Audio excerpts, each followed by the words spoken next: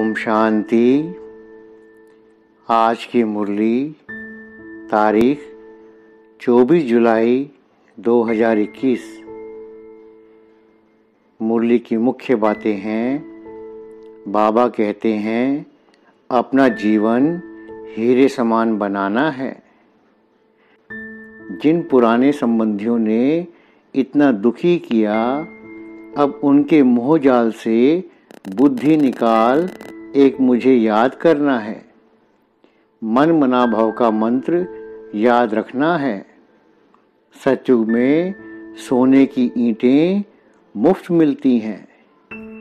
नई दुनिया में ऊंच पद पाने का पुरुषार्थ करना है। विष्णुपुरी को याद करना है।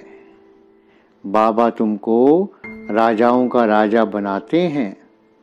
ट्रस्टी होकर रहना है। विक्रमाजीत बनने का पुरुषार्थ करना है।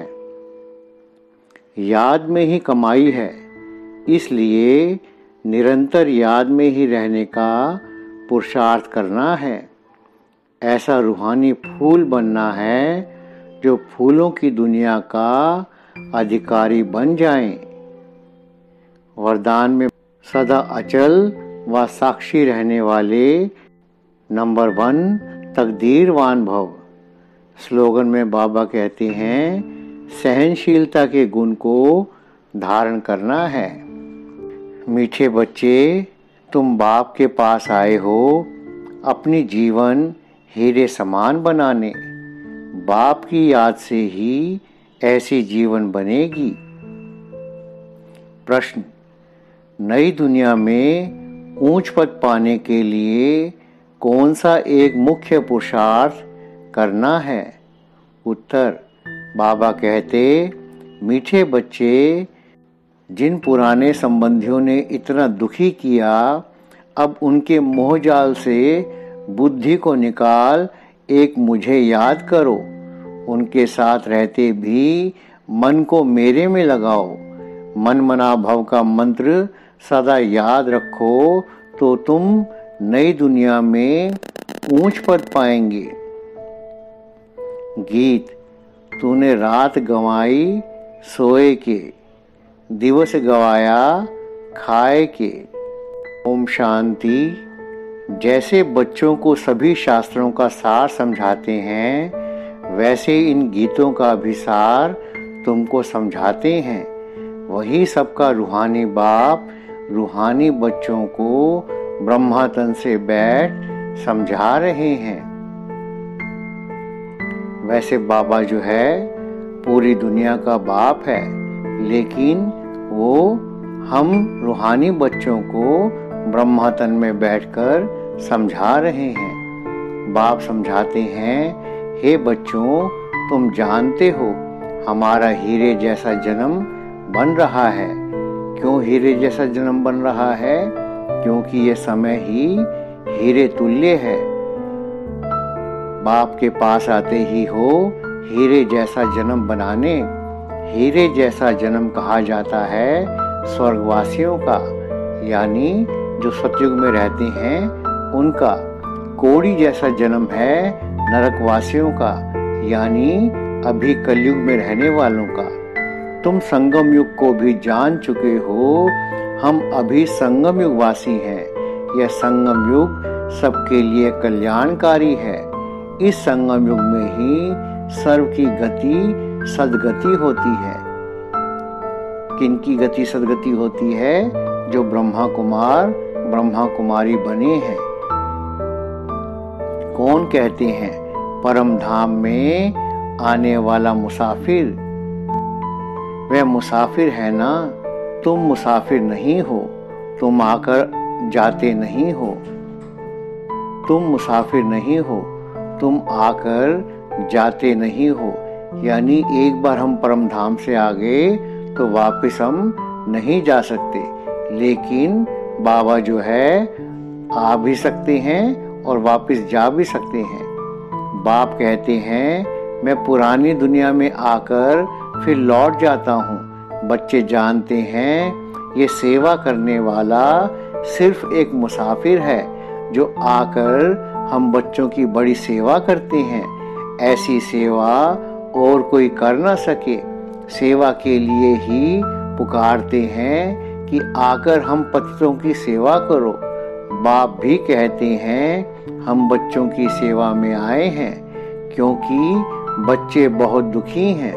पुकारते भी हैं हमारे दुख हरो और शांति दो। दो चीज हमेशा याद रहती है, सुख और शांति। यहाँ दुख और अशांति है, तब पुकारते हैं।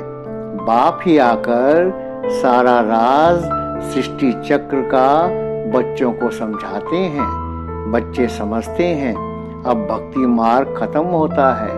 कलयुग का अंत माना भक्ति नीचे उतरती आती है। ज्ञान से तुम्हारी चढ़ती कला हो जाती है। तुम ऊंच से ऊंच पद पा लेते हो, फिर वह प्रारब्ध का सुख कम होता जाता है। भक्ति तो भारत में कितनी होती है उतनी और कहाँ नहीं। आधा कल्प भक्ति चलती है। जब से द्वापर शुरू होता है और दूसरे धर्म स्थापन होना शुरू होते हैं, तब से भक्ति शुरू होती है। भक्ति भी पहले बहुत अच्छी होती है। जैसे स्वर्ग पहले बहुत अच्छा होता है, फिर आहिस्ते आहिस्ते कला कम होती जाती है। भक्ति शुरू होती है तो पहले पहले शिव के पुजारी बनते हैं। आधा कल्प कोई पूजा होती नहीं है। फिर भक्ति मार्ग शुरू होता है और दूसरे धर्म भी शुरू होते हैं। इतनी भक्ति और कोई कर नहीं सकते। पूरा आधा कल्प भक्ति चलती है। यह भी तुम बच्चे जानते हो कि बाप जो सबका खास भारत को सद्गति देते हैं, स्वर्ग का मालिक बनाते हैं, वही दूर देश का मुसाफिर आया हुआ है हम बच्चों को फिर से स्वर्ग की बादशाही देने, यानी सतयुग की बादशाही देने। वर्षा भी कितना जबरदस्त है, परंतु एक भी बात किसकी बुद्धि में नहीं बैठती। भारत में भक्ति कितनी करते हैं, कितने मंदिर हैं। भारत खंड में तो ढेर मंदिर हैं। अभी तुम जानते हो ये किसके मंदिर हैं। पहले पहले तो शिव बाबा का मंदिर बनता है, फिर बनते हैं देवताओं के। वह मंदिर भी तुम्हारे सामने खड़े हैं। एक तरफ शिव बाबा की पूजा करते हैं, दूसरे तरफ शिव बाबा तुमको पूज्य बना रहे हैं। तुम यहाँ आए हो पूज्य देवता बनने। जो भी देवताओं के पुजारी हैं, वास्तव में वह भी आकर यहाँ ब्राह्मण बनेंगे। धीरे धीरे वृद्धि होती जाएगी। सभी इकट्ठे तो पढ़ ना सके, समय लगता है। कल पहले भी जिन्होंने पढ़ा होगा वही पढ़ेंगे। एक दो को पढ़ाते रहना। सबको बाप और सृष्टि के आदि मध्य अंत का नॉलेज सुनाते हैं, जिससे मनुष्य स्वर्ग का मालिक बन जाते हैं। सो आकर समझो। तुम बच्चों की बुद्धि में है कि यह नाटक कैसे चक्र लगाता है। कहानी कोई लाखों वर्ष की तो नहीं सुना सकते।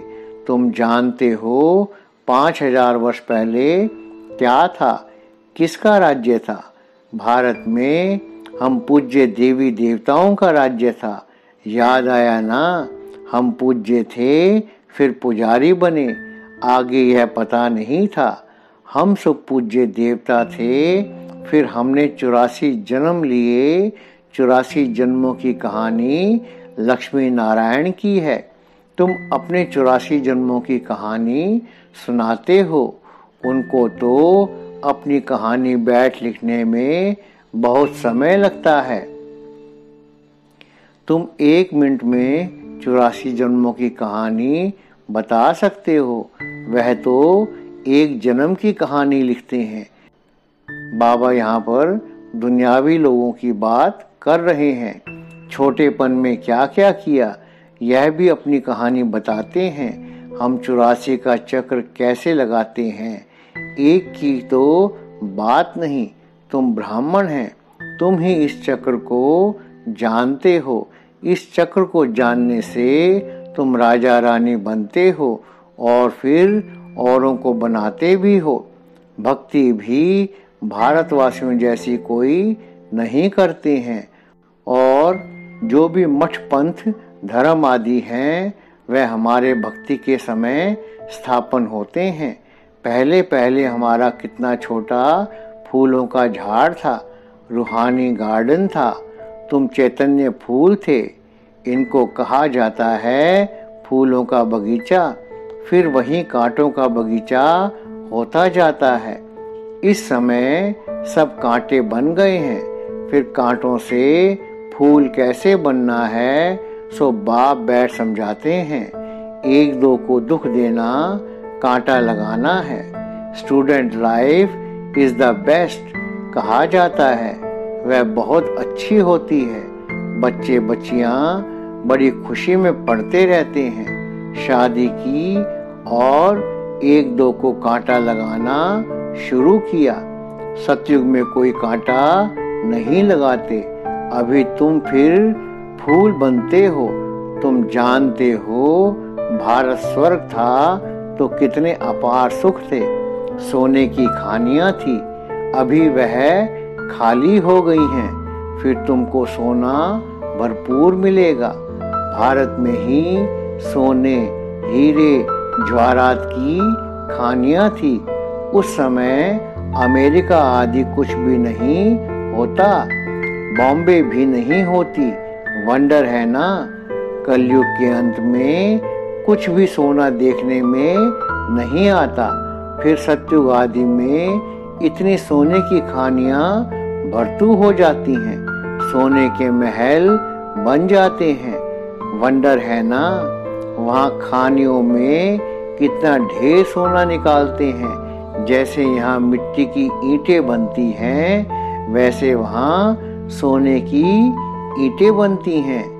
बाबा आज का और भविष्य सतयुग का जो है कंपैरिजन कर रहे हैं। माया मच्छंदर का खेल दिखाते हैं ना। ध्यान में देखा यहाँ तो सोना ही सोना है, बरोबर सतयुग में सोना होगा। यहाँ तो देखो मिट्टी की ईंटें भी नहीं मिलती हैं। जितनी यहाँ ईंटें पैसे से मिलती हैं उतनी वहाँ सोने की ईंटें मुफ्त मिलती हैं। रात दिन का फर्क है तो क्यों नहीं पुरुषार्थ करना चाहिए नई दुनिया में ऊंच पद पाने का। यहाँ मोह जाल में क्यों फंसे हो, बाबा अलर्ट कर रहे हैं। बाप कहते हैं पुराने संबंधों में तुम कितना दुख उठाते हो। बाबा ऐसे नहीं कहते कि इनको छोड़ दो। सिर्फ बुद्धि योग एक बाप से लगाओ तो तुम विश्व के मालिक बन जाएंगे। मन मना भाव का अर्थ ही है मुझे याद करो और विष्णु चतुर्भुज को अर्थात विष्णुपुरी को याद करो। मूल है ही एक अक्षर। भक्ति मार्ग में तो ढेर पंचायत है। अभी तुम सब आत्माएं आशिक हो एक माशूक परम पिता परमात्मा के। वह तुमको सुखधाम का मालिक बनाते हैं। सब आत्माएं उनको याद करते हैं। तुम रूहानी आशिक रूहानी माशूक के एक ही बार बनते हो।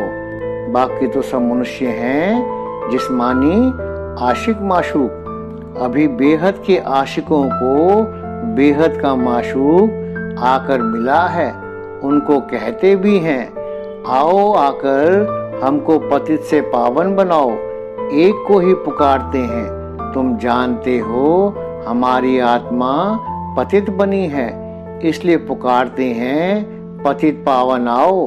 कुंभ का मेला लगता है, कितने जाकर गंगा स्नान करते हैं, फायदा कुछ भी नहीं, पावन कोई भी बनता नहीं।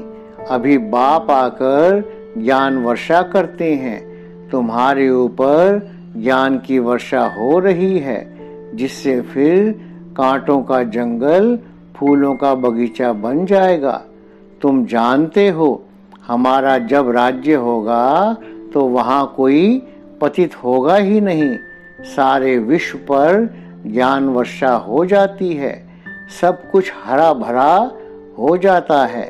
खानियां भी हीरे ज्वारों की नई बन जाती हैं।